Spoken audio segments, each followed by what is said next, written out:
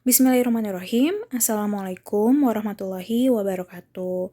Kembali lagi ke pembelajaran sosiologi di pertemuan kita yang kedua bersama Ibu Kalonika Pilapana Nurhendi. Nah, sebelumnya Ibu pengen nanya nih sama kalian sebenarnya. Kalau kita ketemu langsung, Ibu pengen nanya, apa sih yang kalian ingat tentang sosiologi di pembelajaran pertama kali waktu minggu kemarin?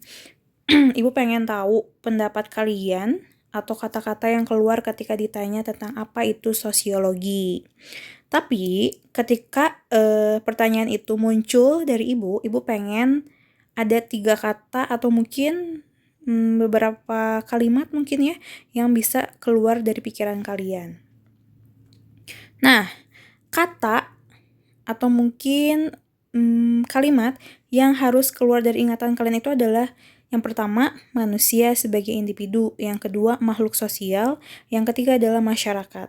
Yang pertama, kenapa manusia sebagai individu? Kita, manusia itu adalah sebuah satu kesatuan yang utuh. Kita nggak bisa terbagi-bagi, kita nggak bisa membelah dua, dan lain sebagainya. Sebenarnya kita bisa terbagi, tapi nanti kita mati dong, kita nggak hidup. Nah, manusia itu sebagai satu kesatuan yang utuh, hidup sebagai makhluk sosial, artinya kita tidak bisa hidup sendiri dalam sebuah masyarakat. Kita pasti membutuhkan bantuan orang lain dan jadi ketika misalnya kita membutuhkan orang lain, berarti kita saling tolong-menolong. Kita harus punya sikap empati, sikap simpati, dan kita juga harus punya sikap kepedulian yang sangat tinggi. Toleransi juga kita harus punya. Nah, jadi kalau misalnya ketika kalian ditanya apa sih sosiologi itu? Bu, sosiologi itu adalah ilmu yang mempelajari tentang masyarakat. Ibu, sosiologi itu adalah ilmu yang mempelajari tentang gejala-gejala atau fenomena-fenomena sosial yang terjadi di masyarakat dan lain sebagainya. Lalu, kalau kayak gitu, pertanyaan adalah objek kajian sosiologi itu apa ya? Nah, objek kajian sosiologi atau kalau misalnya bahasa ilmiahnya lab penelitian orang sosiolog tuh apa ya Bu gitu. Nah, karena ilmu sosiologi itu selalu membahas tentang manusia sebagai makhluk sosial, jadi lab penelitian ahli sosiologi itu adalah masyarakat. Tahu dong ya, dalam masyarakat itu pasti banyak banget fenomena atau kejadian yang bisa kita teliti oleh ahli sosial. Banyak banget dan pasti kalian udah sering secara tidak sadar itu kalian bisa mengalami, kalian bisa menemui, kalian bisa merasakan juga fenomena itu. Lalu, terus yang menciptakan ilmu sosiologi itu siapa? Nah, kalian kalau misalnya bercerita atau misalnya mempelajari tentang sosiologi, itu pasti kalian akan mengenal seseorang ahli filsafat sebenarnya yang bernama adalah Auguste Comte atau Auguste Comte, tapi sering disebutnya adalah Auguste Comte atau Comte. Nah, dia dikenal sebagai bapaknya sosiologi, bapak sosiologi dunia. Nah, karena beliau itu yang mencetuskan ilmu sosiologi di Eropa. Nah, kenapa di Eropa? Karena dulu sosiologi itu lahirnya di benua Eropa. Nah, biografi Auguste Comte. Auguste Comte ini, dia itu adalah seorang ahli filsafat dari Perancis. Nah, kenapa seorang ahli filsafat? Bu, sebenarnya dia tuh ahli filsafat atau ahli sosiologi. Jadi sebenarnya filsafat itu adalah ibunya semua ilmu pengetahuan. Mau ilmu pengetahuan atau ilmu-ilmu sains atau ilmu-ilmu sosial, itu pasti berakar atau berawal dari filsafat. Kayak misalnya filsafat sosial, jadi sosiologi gitu. Jadi semua ilmu itu pasti berasal dari filsafat. Nah, si Auguste Comte ini itu lahir di Montpellier, Prancis 17 Januari 1798 sampai 1857. Kalian hitung sendiri ya, beliau ini atau almarhum ini tuh dia hidup di dunia selama berapa tahun. Lalu Comte ini beranggapan bahwa sosiologi itu sebagai ratunya ilmu-ilmu sosial dan sosiologi dikenal sebagai fisika sosial. Kalau misalnya anak IPA itu punya fisika, kalau kita juga punya sosiologi karena sosiologi itu dikenal sebagai fisikanya sosial gitu. Nah, lalu Auguste Comte ini dia itu memperkenalkan istilah sosiologi. Jadi kata sosiologi itu pertama kali dicetuskan oleh Auguste Comte sebagai pendekatan khusus untuk mempelajari masyarakat. Karena selama ini Comte itu beranggapan kalau meneliti sebuah masyarakat itu adalah sebuah hal yang mustahil. Makanya dengan adanya ilmu sosiologi mempermudah kita, bahkan mempermudah ahli-ahli sosial atau ilmuwan untuk mempelajari berbagai macam masalah yang ada di masyarakat. Nah, ada judulnya adalah Course de Philosophie Positive. Ini tuh apa ya, Bu? Nah, ini tuh adalah salah satu karya dari Auguste Comte. Nah, isinya itu tentang tahap pemikiran, 3 tahap pemikiran manusia. Yang pertama adalah tahap teologi, yang kedua tahap metafisika, yang ketiga adalah tahap positif. Yang pertama itu adalah tahap teologi. Jadi, di tahap teologi ini, kita itu adalah pemikiran yang paling awal. Jadi, manusia itu pasti berpikir kalau segala sesuatu yang ada di dunia ini itu pasti selalu bersifat adikodrati atau memiliki nilai-nilai ketuhanan. Lalu, di tahap metafisika atau abstrak, manusia itu mulai mempertanyakan tentang sesuatu hal di balik kejadian-kejadian. Jadi lebih mempertanyakan adanya sebab dan adanya akibat gitu. Lalu di tahap ketiga itu adalah tahap positif, di mana manusia mulai membuktikan segala sesuatunya secara ilmiah. Jadi saya tuh pengen membuktikan fakta-fakta dalam sebuah fenomena, tapi saya pengen meneliti secara ilmiah, itu tahap positif. Nah, kenapa sih positivisme itu berkaitan dengan sosiologi dan berkaitan dengan Auguste Comte? Karena Auguste Comte ini sebagai bapak sosiologi pengen atau ingin memperkenalkan ilmu sosiologi itu sama ilmiahnya dengan ilmu-ilmu sains begitu. Nah, sejarah sosiologi itu gimana sih? Kenapa bisa lahir sosiologi? Kenapa sosiologi itu bisa menjadi sebuah ilmu? Nah, pertamanya itu adalah kalian pasti tidak pernah atau nggak asing lagi dengan kata Socrates, Plato, dan Aristoteles. Nah, ketiga orang ini adalah pemikir Yunani kuno. Nah, ketiganya itu dulu banget, zaman dulu itu masih berpikir, masih menerima saja kalau masyarakat itu terbentuk emang langsung terbentuk gitu. Ya udahlah, emang masyarakat tuh terbentuk dan gak ada sebabnya. Jadi kita terima aja kata Socrates, Plato, dan Aristoteles. Sedangkan Agustinus, Ibnu Sina atau Avicenna, dan Thomas Aquinas itu beranggapan kalau masyarakat itu harus diterima sebagai sebuah kehendak dari ilahi. Jadi sebenarnya sama aja. Nah, keenam ilmuwan ini sebenarnya berpikir kalau masyarakat itu terbentuk dengan begitu saja tanpa ada sebab dan akibat, dan itu tuh kayaknya terbentuknya masyarakat itu karena ada kekuasaan dari ilahi. Jadi kita harus menerima dengan lapang dada tanpa berpikir kenapa masyarakat itu bisa terbentuk begitu. Nah, revolusi sebagai pemicu lahirnya sosiologi, betulkah atau salah? Sebenarnya ada 3 revolusi yang menjadi dominasi kenapa sosiologi itu lahir di dunia. Yang pertama itu adalah revolusi Prancis. Nah, dulu itu di negara Prancis maksudnya, itu negara Prancis itu masih menganut sistem pemerintahan monarki, di mana sistem pemerintahan monarki itu pasti kalian kenal dengan kerajaan, pasti mereka punya raja, itu monarki.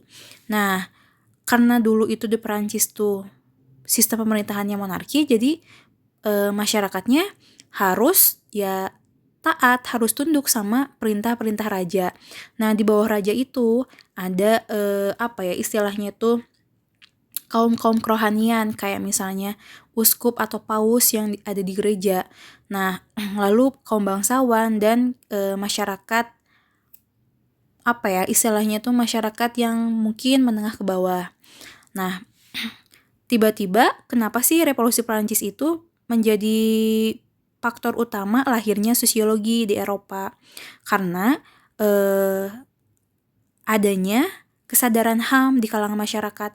Jadi yang masyarakat itu tuh belum paham tentang HAM, masyarakatnya masih tunduk sama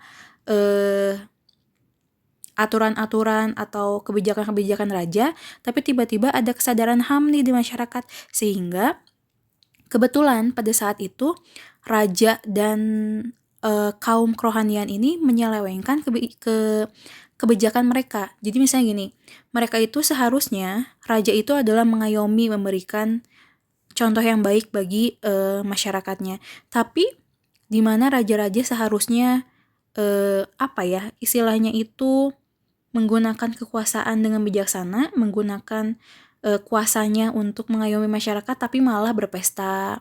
Kemudian berpesta minum minuman keras, lalu misalnya kaum kerohanian yang seharusnya mengayomi masyarakat juga malah ikut-ikutan bergabung dengan para raja. Nah, masyarakat tahu nih ternyata raja dan kaum kerohanian ini menyeleweng. Akhirnya mereka berusaha untuk menggulingkan pemerintahan monarki saat itu. Nah, lalu untuk revolusi industri, sebenarnya di revolusi industri itu jadi munculnya mesin-mesin, munculnya ilmu pengetahuan baru, akhirnya muncul juga nih kalangan baru, yaitu kaum kapitalis, sehingga kaum bangsawan lalu kaum kerohanian itu merasa tersaingi, karena dengan munculnya kaum kapitalis sebagai seorang pemilik modal, masyarakat kalangan bawah itu jadi lebih menghargai, jadi lebih tertarik kepada kaum kapitalis dibandingkan kaum bangsawan dan kaum kerohanian, karena menurut masyarakat bawah itu mereka merasa bahwa kaum kapitalis itu atau pemilik modal bisa membantu mereka untuk meminjamkan uang atau misalnya membantu perekonomian mereka. Lalu di revolusi Amerika, sebenarnya di revolusi Amerika itu masalahnya lebih kompleks atau lebih beragam. Jadi di revolusi Amerika itu muncul atau lahirnya sosiologi modern. Nah, kenapa? Karena lahirnya itu di Amerika dan Kanada. Nah, permasalahannya itu lebih kompleks sehingga menciptakan perubahan dalam berbagai tatanan masyarakat. Kalau dulu di Prancis atau benua Eropa, itu sosiologinya sosiologi klasik. Jadi permasalahan itu hanya seputar perubahan istilahnya tuh perubahan pemerintahan atau perubahan kekuasaan, hanya seputar itu. Sedangkan di Amerika dan Kanada itu revolusinya lebih kepada perubahan yang sangat kompleks, di mana pada saat itu Amerika sama Kanada itu adalah sebuah negara yang masih belum padat penduduk. Tiba-tiba banyak banget imigran-imigran yang datang untuk menempati Kanada dan Amerika. Akhirnya Amerika sama Kanada penuh kan negaranya karena banyak imigran yang datang. Nah, setelah itu karena mereka itu jadi negara yang padat penduduk, sedangkan mereka belum punya keahlian, tapi mereka butuh uang untuk makan dan lain sebagainya, akhirnya banyak banget kriminalitas atau kejahatan-kejahatan yang terjadi. Nah, makanya karena kejahatan atau fenomena sosialnya lebih banyak dibandingkan di Prancis, muncullah atau lahirlah sosiologi modern. Lalu, Bu, kalau misalnya kita mempelajari tentang sosiologi, sebenarnya kita tuh nanti bisa mempelajari tentang apa aja sih? Atau misalnya ntar kita tuh misalnya dikerja di bidang apa? Atau misalnya, Bu, ntar aku pengen mendalami ilmu sosiologinya tentang apa begitu. Nah, ada spesialisasi dan subilmu dalam sosiologi. Yang pertama adalah sosiologi kebudayaan. Kalau kalian suka tentang mempelajari tentang budaya sebuah negara, budaya suatu suku bangsa, budaya sebuah daerah, itu kalian cocok banget untuk mendalami sosiologi kebudayaan. Kalau sosiologi gender, itu adalah sosiologi yang mempelajari tentang peran dan sifat perempuan dan sifat laki-laki. Jadi lebih kepada mempelajari tentang kesetaraan perempuan dan laki-laki, menjunjung tinggi bahwa perempuan dan laki-laki itu tuh punya hak dan kesempatan yang sama. Itu cocok banget di sosiologi gender. Lalu di sosiologi pembangunan kalian bisa mempelajari tentang kenapa sih Indonesia sebagai negara berkembang itu banyak banget melakukan pembangunan. Pembangunan itu kan ada dua ya, pembangunan fisik dan pembangunan non-fisik. Kalau pembangunan fisik itu adalah infrastruktur, kayak pembangunan kereta api, pembangunan jalan tol, pembangunan rumah sakit, pembangunan bandara, dan lain sebagainya. Kalau pembangunan non-fisik, itu adalah pembangunan sumber daya manusia. Jadi lebih kepada pendidikan bagaimana manusia dapat diberdayakan sesuai dengan tupoksinya. Nah, pasti kalian tuh sering juga nih lihat di berita kalau misalnya ada beberapa proyek-proyek pemerintah atau misalnya proyek pemerintah yang gagal atau proyek pemerintah yang merugikan masyarakat atau proyek pemerintah yang sangat maju, itu ada berapa faktor. Nah, kalian bisa mempelajarinya di sosiologi pembangunan. Lalu ada sosiologi keluarga dan sosiologi pernikahan. Ini lebih kepada keluarga, bagaimana keluarga itu bisa utuh, kenapa sebuah keluarga bisa broken home, dan broken home ini istilahnya tuh bisa berdampak kepada anak, dan banyak banget korbannya dan lain sebagainya. Itu kalian bisa mempelajari tentang sosiologi keluarga dan pernikahan. Lalu ada kriminolog. Nah, kriminolog itu biasanya sebuah ilmu lanjutan dari sosiologi mungkin di magister kali ya, itu mempelajari tentang bagaimana sih seorang mempelajari tentang perilaku seorang kriminal. Jadi kriminolog itu adalah orang yang meneliti kenapa penjahat atau kriminal ini bisa melakukan kejahatan mereka gitu. Pasti ada alasannya. Nah, itu kriminolog. Lalu ada sosiologi desa dan kota. Nah, kalau di sosiologi desa dan kota itu kalau kalian suka mempelajari tentang, Bu, aku tuh suka loh kalau misalnya main ke pedesaan, aku suka banget diem di pekotaan. Itu kita bisa mempelajari atau bisa meneliti, mengamati juga sikap perilaku masyarakat perkotaan, masyarakat pedesaan, perubahan-perubahan apa yang terjadi, nilai-nilai apa yang masih dianut, kayak gitu. Jadi ketika kalian suka berpetualang, suka menjelajah, itu cocok di sosiologi desa dan kota. Lalu ada psikologi sosial. Nah, karena sosiologi itu kita sering banget mengamati masyarakat, nah kita jadi terbiasa ketika misalnya bertemu dengan seseorang dengan perilaku seperti ini, latar belakangnya begini-begini, kalian akan bisa istilahnya mengidentifikasi kenapa sih dia tuh seperti ini, bagaimana sebab dan akibatnya. Jadi belajar sosiologi itu kita bisa mempelajari tentang psikologi sosial yang berkaitan dengan masalah-masalah yang mereka atau yang mereka lakukan. Misalnya kayak gini, ada anak yang broken home. Broken home itu apa sih? Jadi yang orang tuanya bercerai.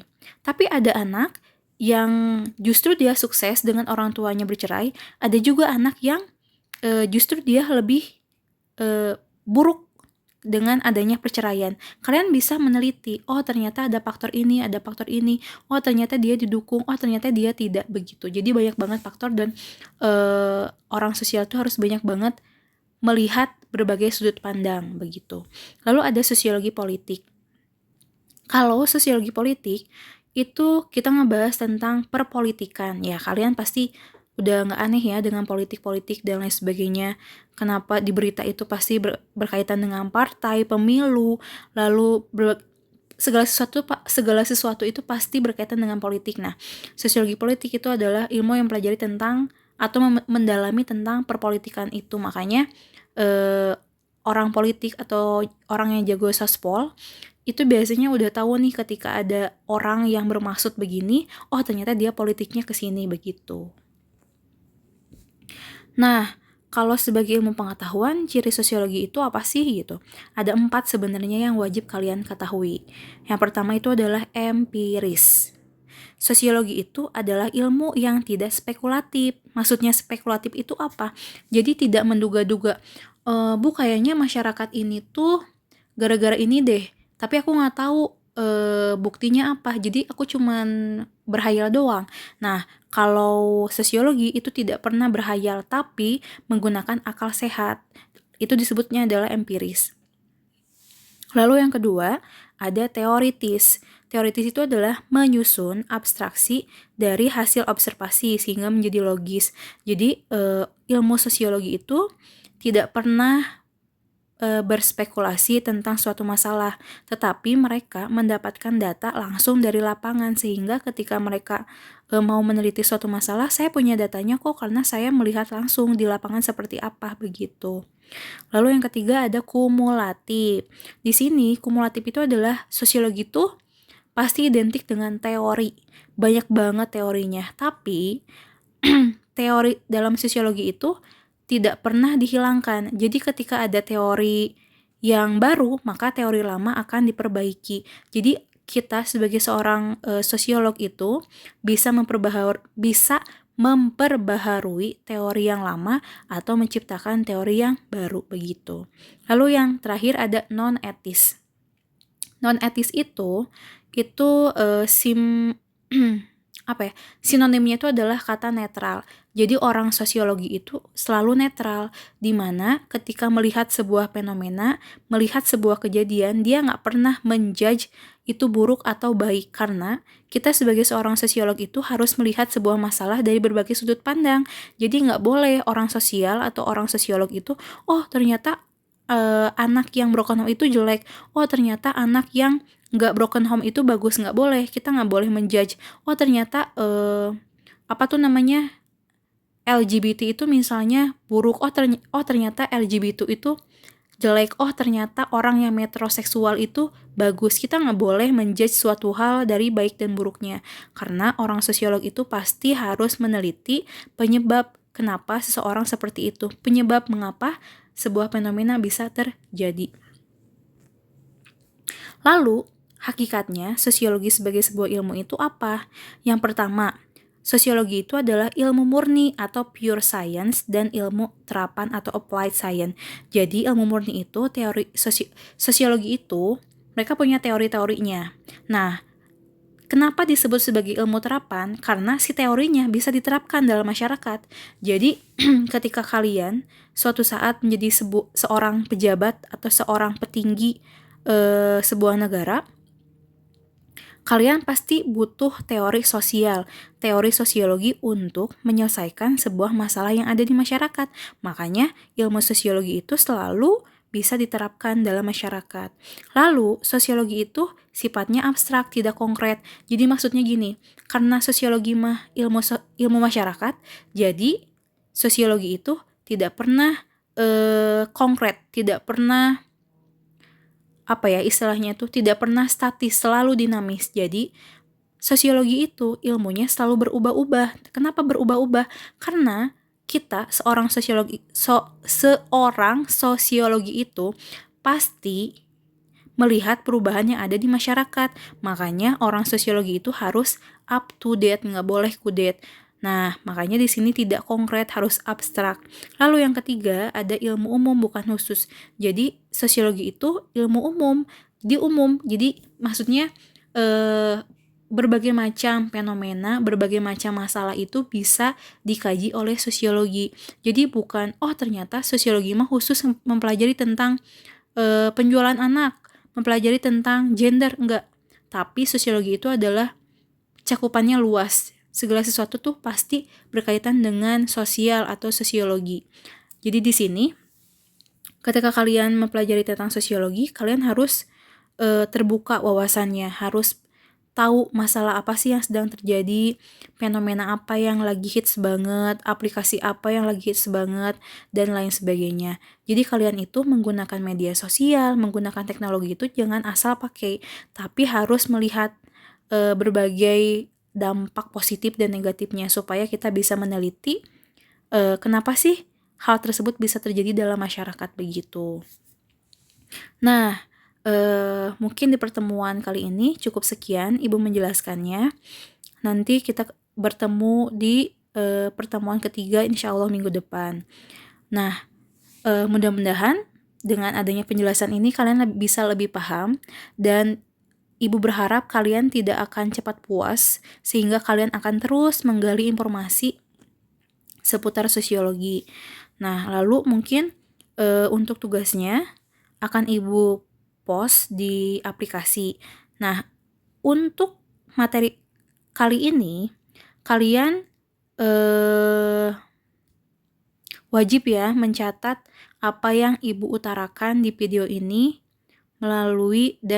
maksudnya ditulis di buku tulis. Nggak boleh di kertas lembar, tapi buku tulis khusus sosiologi. Supaya kenapa? Supaya tidak bercecer. Saya pengennya kalian bisa rapih gitu. Maksudnya bukunya sosiologi semua gitu. Dan mudah-mudahan kalian terus mendalami ilmu sosiologi itu apa, sehingga tidak pernah lupa untuk terus menambah ilmu melalui berbagai pembelajaran, baik itu di media sosial atau misalnya berbagai buku referensi. Cukup sekian untuk pertemuan kali ini. Terima kasih. Wassalamualaikum warahmatullahi wabarakatuh.